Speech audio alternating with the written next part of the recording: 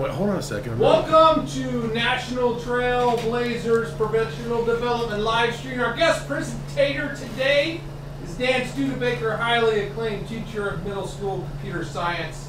Welcome, Dan, to our live stream today. Hello, everybody. All right, so one of the things that we're talking about today is actually Google Classroom. So first off is, how do you actually get there? It's pretty easy. You can actually use one of the apps that are available in the Play Store. Got it up on the screen here for you. There we go. You can actually go ahead and actually install this into your Chrome browser, and which will actually give you a little icon like this one up here at the top. If you're going into it the very first time, you're going to ask you a series of questions, pretty easy, like, are you a teacher? Yes. And then more about whether you want to add a class. So I'll take you straight off to one of mine already so you can actually see what it looks like. As you can see here, I have several different classes in different sections open. All right. And first off, I'm going to show you what it looks like with all of your classes that are available. All right. This one, it sets it up. You can actually move these around in particular order so they actually make sense to you. As you can see, I have section 1 below, section 2 above. And it also tells you how many students you actually have in it. As you can see, section 2 for me is actually second semester. So there's, of course, no students in there right now. Okay, so that you add a class. I'm going to ask questions as we go because I don't know any of these. So you've added the classes ahead of time, and then you created sections in the class. So is that one down below the exact same thing as the one below, except for the fact that it has no students in it yet because we haven't started second semester? Actually, it can be, or it can be completely different. Okay. You can actually borrow stuff from the 8th grade computer class can actually borrow stuff from 6th grade computer. Okay. So I know you're gonna get there. I just so if you're actually gonna let's say we're gonna add a class, just hit the plus sign there. All right, join class or create a class. And to get here, you hit that icon that you add, that app that you added. Yes, this icon here. That's how we got there. So you add Google Classroom as a So if you were to Chrome actually app, and then you click on it, you go there. Yes. Okay. It's got two little pictures. You're either a student or a teacher. The kids go in the same way as you. The only difference is they pick student, and when they do pick student, they're going to be given they're going to be asked for a password to get to your specific class. So I'm just going to create a fake class here, which we'll just call it Tech Tuesday, and I could make it a section number if I wanted to. Don't have to. Okay, so if I had 4 sections of Tech Tuesday, I'd have to do this 4 times. Yes and no. If they're all getting the exact same thing, no. Okay. You can do it once and then actually create a class and bring everything from the other one over. Okay. And make identical copies. So you really only have to create it once if you're going to duplicate it, kind of. Yeah. Okay. So put in here your section number or subject as well. Go for create. You wait what seems to be a really long time, but it's not really. I'm sure it's setting up a whole database schema for that. Yeah. Wow. There you go. So see, Tech Tuesday, and they give you a default theme to it, which you can actually go in and select a theme and choose from the gallery of pictures that they actually have on here, or you can actually go through the patterns.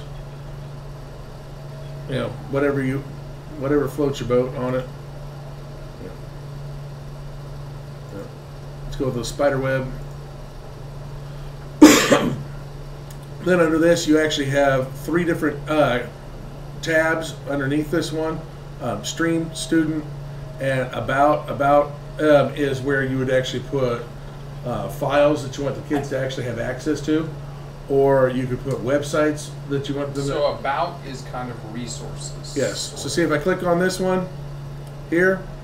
All right, classroom materials that I'd like to put into this. All right, so you go into edit, you can actually add more information about the particular class. You can come to add stuff, to which you can bring things from your computer. You can bring stuff from your drive, YouTube, or links. Okay. and then those are things that are the students can actually view. And here for the students, all right, you can actually invite students for different things, you know, to let them know this is coming up or so forth. This right here is your code for the class. When you click on this, you can disable it, and the meaning that anybody that can find your class can just get in your class. Oh, disable means anybody can join. Oh, yeah. Okay.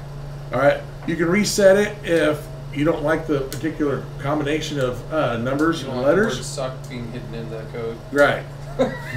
And they decide what your code is. You don't get to pick it. Yeah. Now display you can either go with this one, because you're probably going to do this the first time with your students in class. You can go with this one, which is pretty nice, or if your students in the back of the class can't see it, you can actually click and go even larger. So this is so you don't have to enroll the students. This is a one-time, hey, everybody open up, enroll in my class, here's the code, and then they just show up in your class. Okay. So, and as a matter of fact, once you've done this, as a safeguard to keep other kids from getting in, once you get all the kids you want, go up to this again. And all right, reset it. So and hit reset, and it'll go to something else, and the kids never see what the new one is. Unless you have this code up, this screen up again. Yeah, unless you're going to put this one, but you never will, because this one is the one that actually has just the students. Okay. So if you're wanting to show students, but the students don't actually see that screen. Gotcha. Okay. Now in streaming, this is where you do all of your interaction with them. Are they? I know I'm interrupting. I'm No, sorry. go ahead. Stream implies to me, like any other stream, that whenever you post things, they will automatically know that you posted something. Is that true? Because they're kind of subscribed to you Yes. since you're in your classroom. Yes. So they can't say they didn't know unless they just never got online. Right. So, okay. Yeah, and then with that, what kind of things actually are streamed in it is over here on the little plus. You hover over the top of it, you get announcements, assignments, you can create questions, all right, or you can reuse posts. The reused posts are ones that you can actually grab, and it's not posts as in you've made a comment, just that. It's anything that you've created and put into any class that belongs to you as the teacher. Okay. Or a class that you also co-share with another teacher if you wanted to. So post could be an assignment, could be a question, it could be any of those things down below there. It's anything you've done if you want to reuse it. Anything you put on this page. So I want to stop for anybody that's watching this. I want everybody to understand that we're not looking at this to replace Moodle. It's to augment what we can do in Moodle, particularly if you're doing Google-centric stuff, a way to bring all that Google stuff together so that it integrates better. oh yeah, quite frankly, as like this should eliminate you ever printing anything ever again. Now, I mean, that sounds really big for a lot of people, but everything from worksheets that you pass out to projects with rubrics and everything, all of that stuff can be put into an assignment, and the kids all have all access to it. Anything that you create as an assignment, it automatically makes a folder. This new one up here, the Tech Tuesday is actually a folder in my drive now.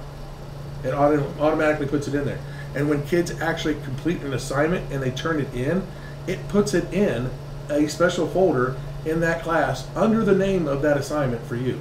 Okay. So if you're going to use Google to turn in anything or do anything, this is really the best way to organize it for you. Oh yeah.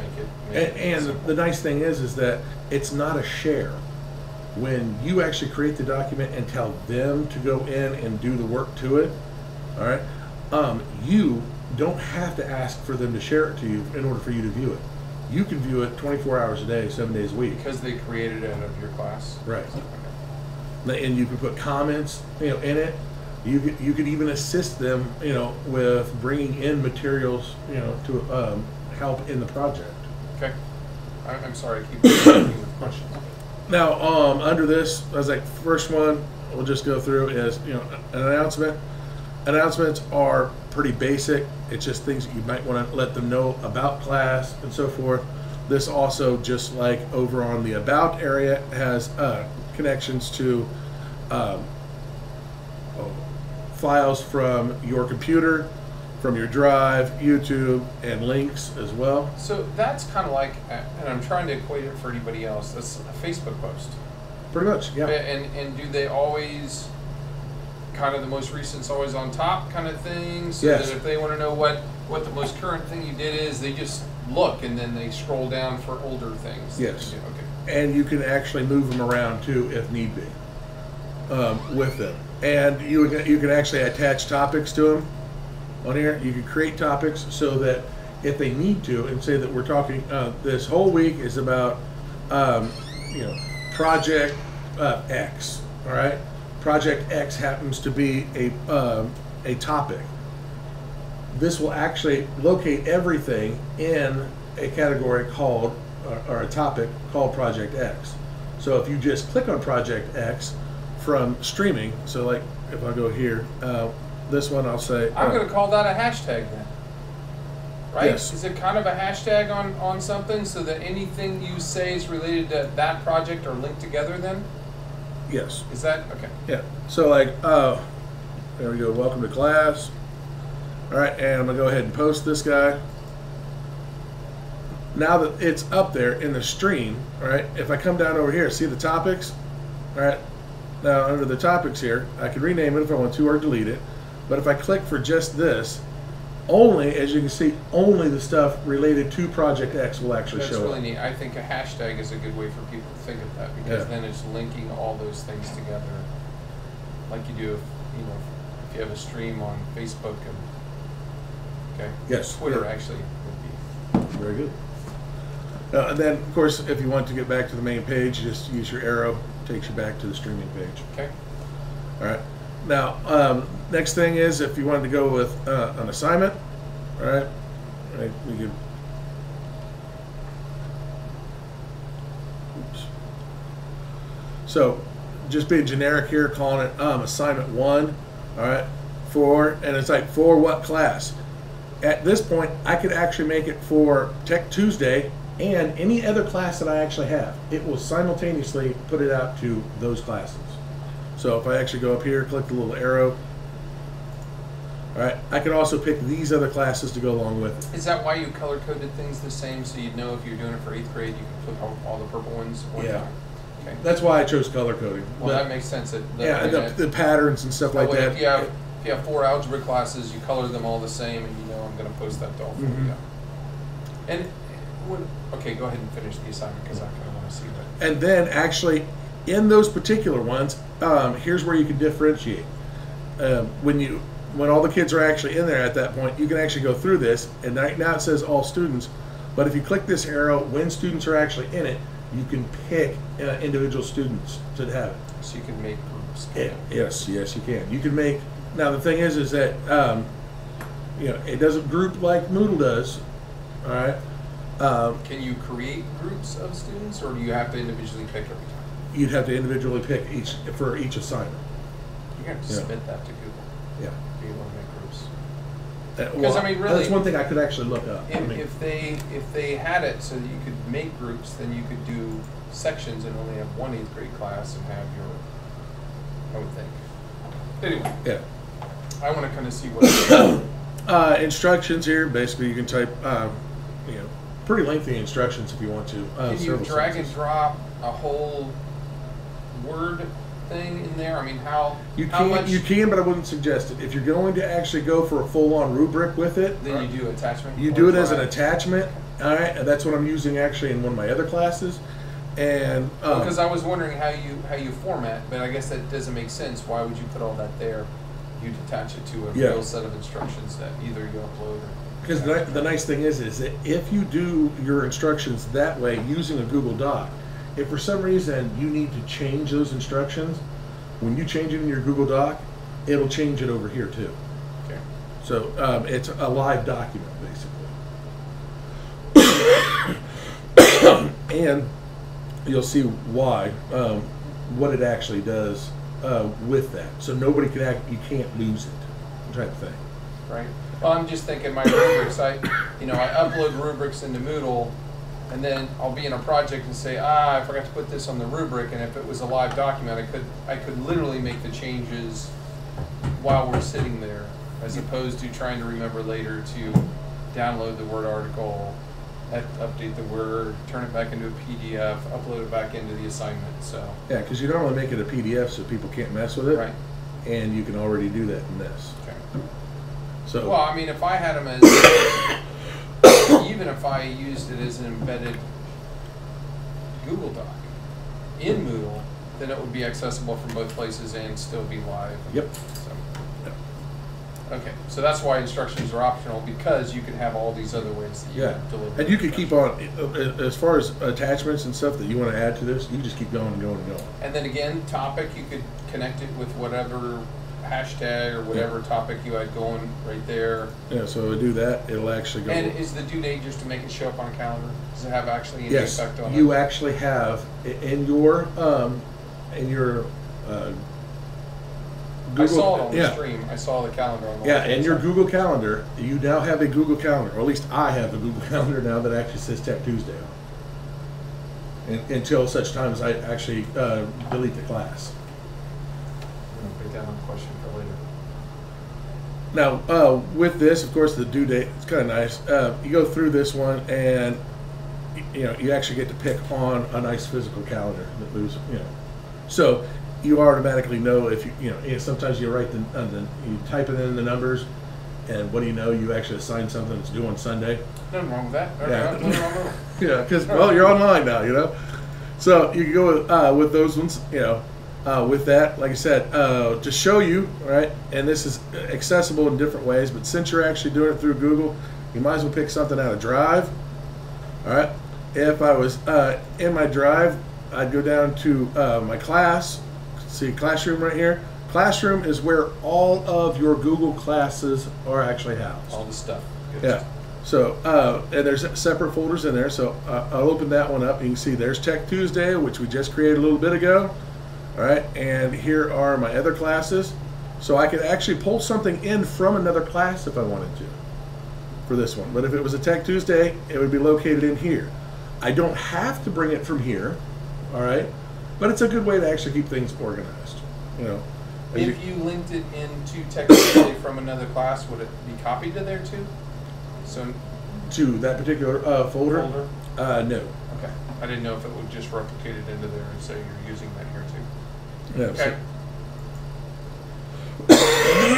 So you could literally record video and upload it to YouTube as part of the assignment and have a link to YouTube there where you actually, in class, if you recorded like we're doing right now, the instructions on an assignment, you can just go boom and toss that in there, that link in there, so they go, I didn't know how to do it. Well, the YouTube link was right there in the assignment. I went over in class, and that's where I went over it. Or oh yes. That is the thing. You've given them every reason to be successful. Every reason to be successful. And I don't want to just say that either. If you add the instruction there, then if they didn't catch it the first time, they know exactly where the instruction is and how to get back to the instruction, just as well as putting it somewhere else. Yeah, okay, that's cool. And it goes along with them. They can actually open them up in multiple tabs and so forth. Okay, so finish doing the assignment because I don't know if you want to. You are going to actually attach something. Well, just for fun. Let's see if I got mine here. Let's see if I put mine actually in here. I didn't want to actually attach it, one of the kids' things to it. I will actually add something. Yeah, this dumb one. All right, now by attaching this one, you can see students can view this file. That means that they can't, it's basically a PDF. All right, but you also have the option to make a copy for each student. If you normally hand out worksheets and the kids fill it out by hand, they can do it this way. Yeah. And that way, it's like they can fill in the blanks. All right, and the really, really neat thing with this is when it's theirs, it goes straight into their drive. There's no, I didn't get it, I didn't download it. You didn't have to. It went straight into your drive because they also get a classroom folder. Okay, that's what I was going to ask. So they get a folder organized just like your folder, but it only has their stuff. Exactly. Okay. All right. So there's no way you could actually lose it. All right. And with this, not only does it give it to them and all that stuff, but it changes the file name from whatever you had, like here, demo doc, that'll now say demo doc dash and their name. Okay, I saw that names were all Yeah, there. so it actually is attached to that particular student. Okay. And there's a bunch of different other things that go along with it too, as in they can't share this particular one. When you make a copy to them, They can't share it to they another can't share it to another student, which is a nice thing. All right. Yeah, you have here where students can actually edit the file. So it's kind of like a wiki at that point. Yes, because it is. everybody can edit. Yes, I've been getting close to doing that. This one would be very neat to do as a wiki for a classroom. And no matter whatever app that you're using with, That was live. My missing electronics. no matter which app you're actually using with it, whether it's docs or slides or sheets or sites or whatever, they all work in here.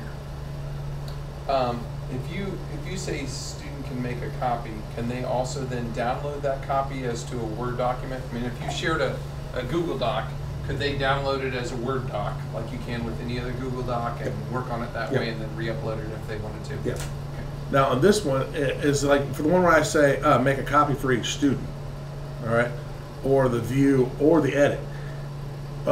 Once they get it, if they make a copy of it themselves, all right, they take ownership of the copy, and they can do whatever they want to with the copy. They can download it, they can But share it. it's still shared to you, to view.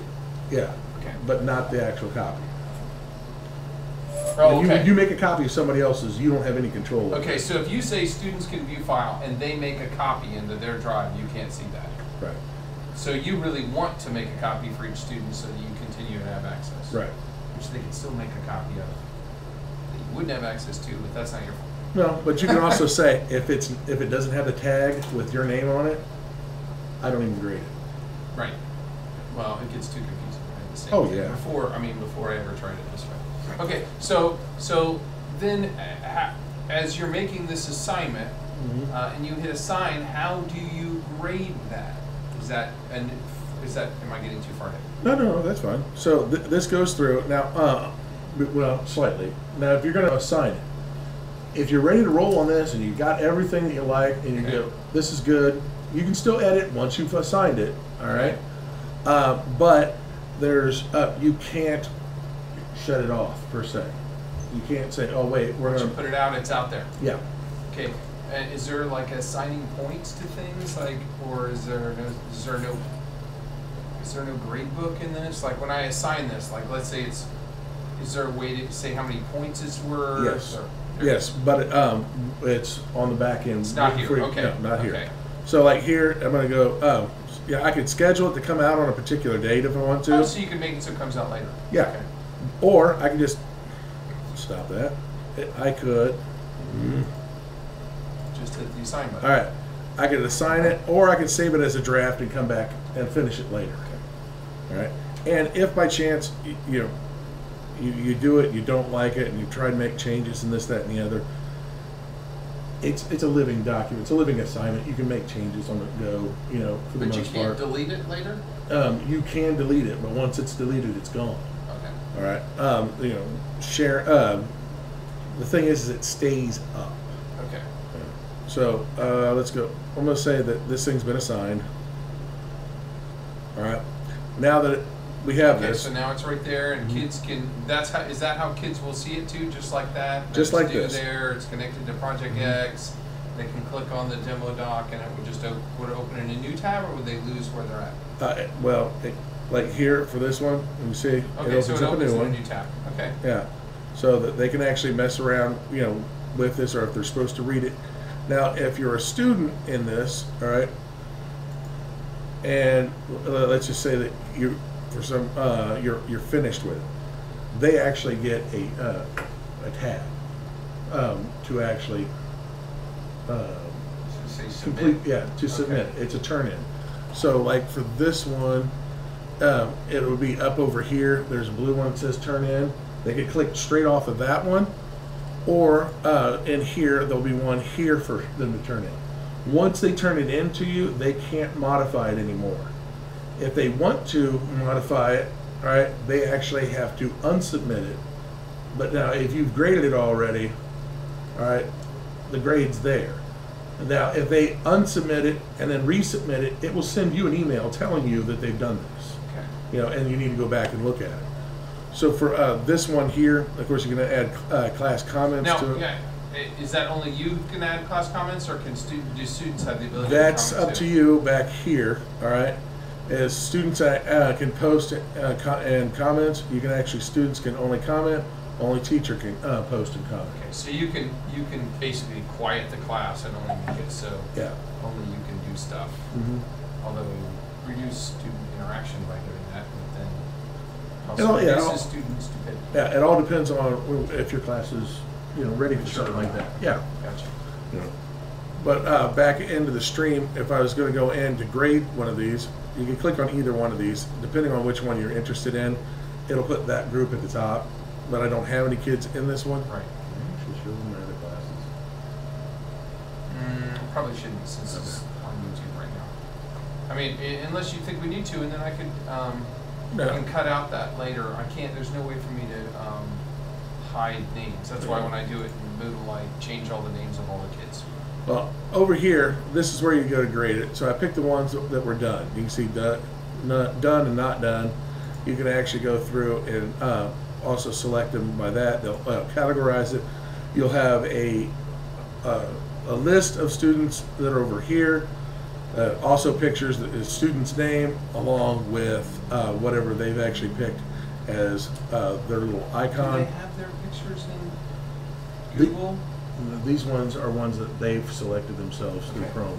That was one of those things that should I try to upload pictures into Google so their school pictures are there? I don't know if I can. I haven't tried. I don't know. Okay. I mean, I don't. You know, the security issue with the picture thing. It's something for you to look into. Now, at point value, you can actually click here, all right, and you can see ungraded. So you can make it an ungraded assignment, Where'd you just click? all right, right here. Oh, okay. So, or you know, you could actually type in a value, which those of you that wanted to do projects before, a long time ago, Moodle wouldn't let you go over 100. Now it does. Yeah. Like so I does don't know what I this. said is the new thing, Yeah. like 200 or 300 is. So So you can say however many points in there that you want it to be worth, and then Yep. do you just click on the student and then put in the points, or is there? Yeah. So you over on the white side here, all right, a small icon will actually show up, a preview thumbnail, excuse me, of their assignment. You can click on that; it'll open it up in a separate tab for you, so you can actually view that. Then you could also have the rubric open, you know, on another tab, so you can go back and grade against it. Then you'd actually have a column here where you have a blank spot. You click on it, you type in the score. Do you, when you're grading things, do you put comments in their document? You can. What? Somebody coming in from my back door or something? So, I mean, do you usually, I mean, is that how, in this, if people submitted papers and submitted work, is that what teachers would really want to do, is comment? Yeah, and Their you stuff? get you get several areas to comment. You can comment in the actual document. You can comment by actually using this return. When you have any student on here and you've done something with theirs and you want to let them know, even if it's not even grading it, all right, you just want them to know something about their assignment. Like, hey, you need to unsubmit this and fix this stuff here, or hey, I've put some stuff on your document you need to look at before you submit this. Now, I'm gonna jump. Obviously, would see more if we had a student class here. You said that we can export grades too. So if teachers decide to start, particularly, I'm picturing language teachers using this. Although social studies teachers could do PowerPoints and projects in there as well. But we can export and import grades into Moodle. So have you tried to do that yet? Yes, I have done that, and I have been successful. And you have been successful. Okay. And I tell you, I actually love it. Okay, so it's not a big deal. No. Okay, but I didn't think it would be. As a matter of fact, it's right over here. You click on the gear, download these grades. You could download everything if you wanted to, all right? But chances are you're going to do it one grade at a time. As download Yeah, it you're like gonna create an this, assignment. You're gonna upload it in Moodle. and so you'll it's part upload of it into your- Moodle. And I mean, it is so much faster than transferring grades over that Okay. not doing it this way it should be a I crime. mean, way better than trying to type. Oh yeah. So, okay. So, I know, and I'm asking some of this for myself and my own knowledge. If you post a PDF on there, does read and write work fine? Yeah. As far as having it used as a text reader for kids that are behind in reading comprehension and reading abilities, can they use read and write for Google Chrome for anything that you have posted on here, or is there any pitfalls on it? I No, guess. I would say, as a matter of fact, I can take you. Yeah, take us to a class, and so you'd look in the about for things you posted, or just there. Well, I can put stuff there, but I've been putting stuff where I stream. Just in the stream. Yeah. Okay. So for this one here, this is a bunch of stuff for another class. But let's take this one in particular. Now, this is a class. I don't have any students in this one. This is for next semester. Okay. But what I have is a document where I want the students to actually make, put all this knowledge together, all right? And then I have a rubric here, all right? Switch here, clicking on the rubric, all right? As this one actually opens up, it's like they could do, different things with it. But as far as, clicking it on and, go ahead and hit play and stuff start actually working. If you put, of course, a PDF in that is not, OCR. yeah, OCR, yeah, of course it's not going to work. But like this one still works, and in the same breath that if a student wanted to, they could search it too. And go actually through it. And the nice thing is that it takes them through it piece by piece by piece on it, showing them exactly how to do it. Now this one in particular actually gives him an example of what it looks like when they're completely finished, to reference against the one that they're creating in this document. And of course I also give them instructions once they've actually finished where to go to after that. So it actually keeps the ball rolling with it. Now, just because I have these ones here doesn't mean I actually have to use them, and it doesn't mean that every kid's going to use every one that's on here. And if I like it, and I liked it a lot, I could actually differentiate it and throw it over into another level class and actually add stuff to it.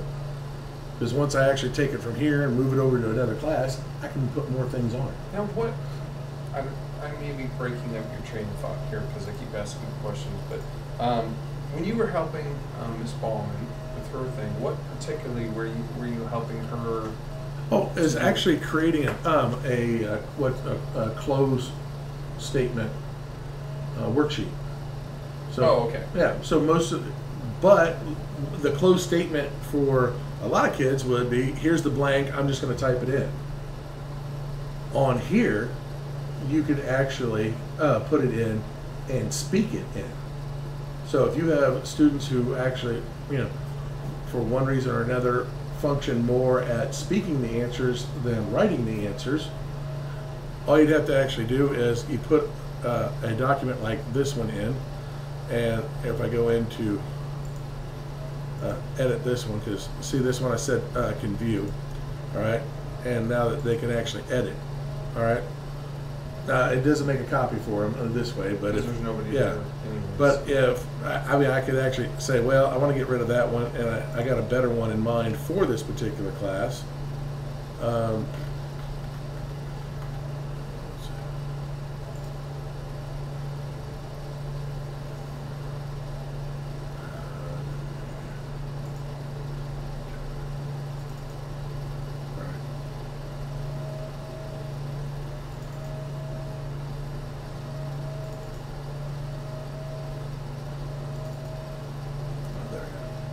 So okay, they can actually edit, save like that. Now, if a student were to actually open this one up, now mind you, I'm still in here as a teacher, all right, so it's going to look a little bit different. But down here, if we had a blank in it, all right, and using the read write, you know, you could actually have the kid put the answer in. How But do you do that? I've never done that. the read write only works right now, currently, the microphone one, when you get it right off the bat, which is right here. But you don't really need to use this. You could just actually use the tool. So is that why it says it's a premium feature? Or? Yeah, they started charging. But When you did can that use it. happen? This When did that happen? this tool this year. No, the read and write started charging. This year. Yeah, don't like it at all. It's too bad. But there. Okay, how did you open that up? I didn't see how you can go ahead and allow that. How So did you if the do kid that? actually wants to start typing in their answers this way, you could just have blanks, and then their answers would actually go into the blank areas. Wow, that is crazy good. So how did you open that up? This one, Yeah, how did you do under that? tools, And that's just part of and then that's part of Google. Google. It's and it's in every one of them. So any Google document, a kid that had issues typing could just go to voice typing, hit the mic, and start talking. Yep, And that didn't make a single mistake. that was pretty good. And I've got a cold. And the mic's way over there. I mean, we're not even at the mic, So yeah, and you know, you have this stuff set up. The more you use it, the better you get speaking to it, and the better it does listening to you. So that one I think is, you know, monstrously awesome, because the stuff that they could do, just the same fact too, is that here, all right, you know, if you wanted to actually have it read back to you, of course, So read and write still works to read. it still works It to read. doesn't work to write anymore. If you have any great ideas about how to raise more money with this project, I'd love to hear from you. So you can still do. That's why I use both of them. I haven't Okay. abandoned it yet, but So you use read and write to read to you, and you use just the Google button to write. Is there, and I know we're way off task here, is there a feature with any of these to actually write with the mouse or any kind of pen as well? like script recognition. Well, I'm saying if you had a touch screen, one of the things that my son is we were looking at is using Cami to be able to interact with PDFs. And Cami automatically OCRs, so as soon as it opens a PDF, it OCRs it. But the reading feature is a premium feature. It'll do everything else, but it won't let you read without paying for it. But the writing is not premium. And the automatic OCR is not premium. Have you used Cami before? No. It's for PDFs. So if you post a PDF and I click on a PDF, it works really well, except for I can't do everything in one place. So I mean that's the thing. I'm trying to find a one-stop kind of a universal design for learning tool that kids would be able to interact with the touch screen or have it read to them. And it looks like we're still in a point where we're using a lot of different tools. Yeah. Not that kids can't learn it, because I know they can. So. But it doesn't make sense to have one part of a tool free and another part, premium, Well, and they're trying then to the get you to exact buy it. opposite someplace else. Yeah, it is the exact opposite. It doesn't read to you, but you can write. Yeah. So. Yeah. Now I tell you, since I have this actually as an example, of course, I'm gonna delete Right, that. right. Delete that portion of it. That was pretty cool though. And the thing is that like that thing was actually live changed. So if I actually had a kid in the class when you and I were doing that, they're sitting at home somewhere and those words are popping up on that screen in front of them. So you would be like you're talking to them. All right, most convoluted way, but you know. So with that, as like I said, you can put these ones in here, bring them in and out, and so forth, grading them, and so forth. This keeps you up to date about what's actually going on as far as assignments and so forth. And you could actually have deleted items. If you go in and go to delete something, all right, whether you want it to still be up there, I have no idea why you'd want to, but you can. So maybe you can undo it if you wanted to or something. Okay, I have another question.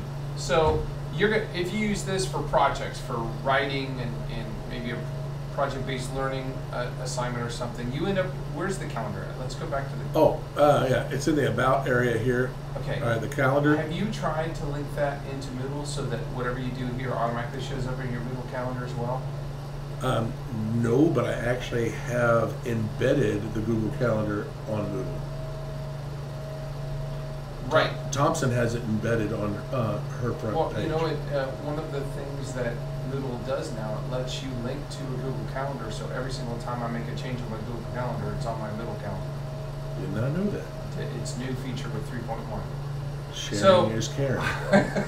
Well, so I mean, literally, when I put that I'm going to a doctor's appointment, all my kids see that I'm not going to be in class that day because I'm at a doctor's appointment, because I have my Google Calendar. Now, what I don't know is does this show up on your Google Calendar? And I'm wondering if we can you share this calendar to something else? Because you know how you get when you share your calendar, you get a calendar share URL. That's all you need in Moodle. You can drop that into Moodle, and it goes, okay, I'll keep that updated with that. You can say update it every 5 minutes, every day. Yeah, it does. Every hour. So I'm just saying, if someone wants to go to use this for those assignments, they don't have to duplicate the assignments on Moodle. They can make them already show up on the Moodle calendar as well. Mm-hmm. So automatic, because that's my only fear with this, is that it can cause a little bit of confusion in that. So we're using Moodle, we're using Google. Well, Moodle's still the grade book, but I'm doing this project and this project and this project in Google. So if it shows up in Moodle, they at least know, hey, you can say, hey, check the calendar. It's on the Moodle calendar. Yeah, this is not a learning management system. The grade book that Google actually has does not do anything like ours does, like Moodle. But it's still a really neat way to share assignments and projects and stuff that I didn't know how all this worked. And if you didn't have a learning management system, you could do a whole lot through it. Oh yeah. I mean, if Moodle wasn't the #1 free learning management system on the planet, then this would be #2. Well, and it's still, I think it's going to eventually overtake it if they keep adding features. Yeah. The more features that Google's got billions of dollars to throw at things. Except for I don't see any kind of ads, so I'm not sure how Google would make money on this one other than getting you to Google, so that to get you hooked, just like Microsoft used to give software for free to get you to Microsoft. Apple used to do the same thing in education to bring people to education. Google doing this brings people to the Google world. So yeah, I'm sure it's the exact same thing. So there's mine. Is there anything else you want to show us, Dan, before I conclude our stream here today? That's something that I interrupted you on, as I know I stopped you a bunch of times and asked you questions. I'd have to say that this is a really good starting point. There's lots of other things that you could actually do in it and connect with all the other apps that are in it. The things that are, all the stuff that you know that you can do in Google, all right, and all the other apps. As like you can do it in this. It's just a really good way of keeping track of it.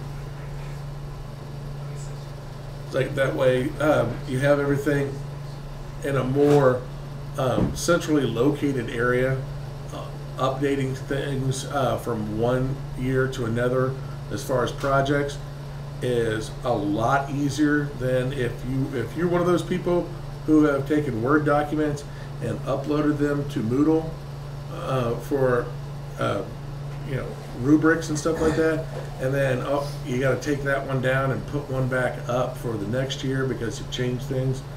You don't have to do that in this. Well, I didn't even think about the fact that I could use it to make classes to maintain all my stuff and my rubrics and because all my projects are PowerPoint based, but could just as easily be Google slide based. So, the same thing, obviously, and that would same thing allow me to update those rubrics and things, and I could still link them into Moodle so that they show up both places.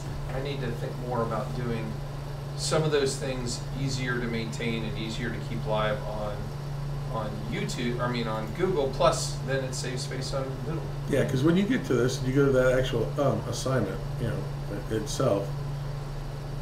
You have a URL to go to Okay. on it, and also what I would say is that you should always go for instruction. All right, here, so you can see there is a class one, there's an instruction one as well. Of course, stuff you can actually do with it. Okay, well, I mean, it looks neat, and I think it looks more like what the kids like to see, because it looks like Facebook, looks like Twitter. It has that. I mean, I think there's a couple learning management systems that are made to look exactly like it. Maybe it's a different way to interact and do stuff with their students. So, thank you very much, Dan. Thank you. Oh, you're welcome. Yay. All right, cut it.